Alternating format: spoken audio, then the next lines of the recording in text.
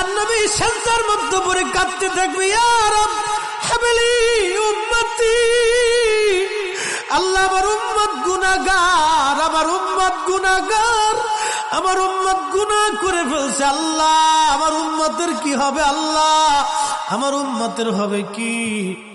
আল্লাহ পাক ডাক দিয়ে বলবেন, হাবিব আপনি আর সেজদায় পড়ে থাকবেন না, মাথা উঠান। আপনি কাঁদেন কেন?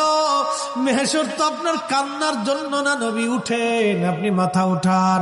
আপনার জন্য আরশে মুআল্লার ডানে একটা কুরসি পেতে রাখছি, একটা চেয়ার পেতে রাখছি, একটা আসন রাখছি, আপনি নবী সেই আসনে বসবেন।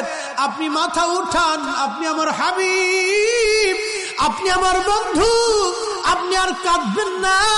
হুজুর আপনি মাথা উঠান। আল্লাহর নবী তখন বলবে, ইয়া রব হাবলি উম্মতি, আল্লাহ আমার উম্মত